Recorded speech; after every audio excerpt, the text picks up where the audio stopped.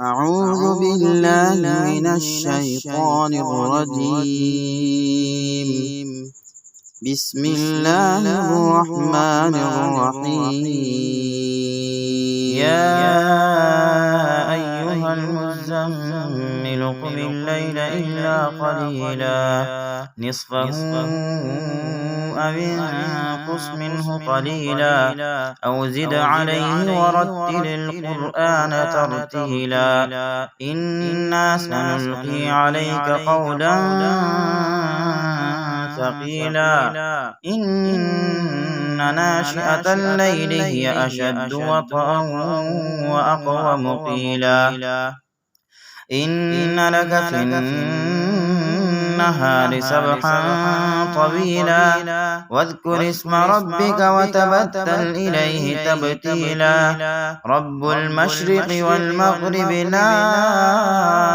إله إلا هو فاتخذه وكيلا واصبر على ما يقولون واهجرهم هجرا جميلا وذرني والمكذبين أولي النعمة ومهلهم قليلا إن لدينا أنكالا وجحيما وطعاما ذا غصة وعذابا أليما يوم ترجف الأرض والجبال وكانت الجبال كثيبا مهيلا إنا أرسلنا إليكم رسولا شاهدا عليكم كما أرسلنا إلى فرعون رسولا فعصى فرعون الرسول فأخذناه أخذا وبيلا فكيف تتقون إن كفرتم يوما يجعل الولدان شيبا السماء منفطر به كان وعده مفعولا إن هذه تذكرة فمن شاء اتخذ إلى ربه سبيلا إن ربك يعلم أنك تقوم أدنى من ثلثي الليل ونصفه وثلثه وطائفة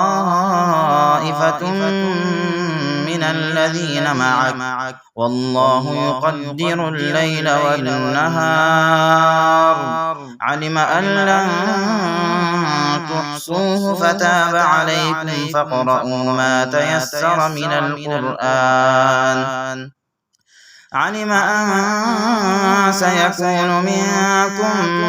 مرضى وآخرون يضربون في الأرض يبتغون من فضل الله وآخرون يقاتلون في سبيل الله فاقرؤوا ما تيسر منه وأقيموا الصلاة وآتوا الزكاة وأقرضوا الله قرضا حسنا وما تقدموا لأنفسكم من خير تجدوه عند الله هو خيرا وأعظم أجرا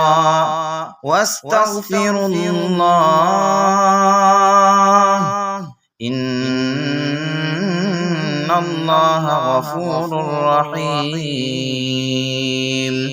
صدق الله العظيم.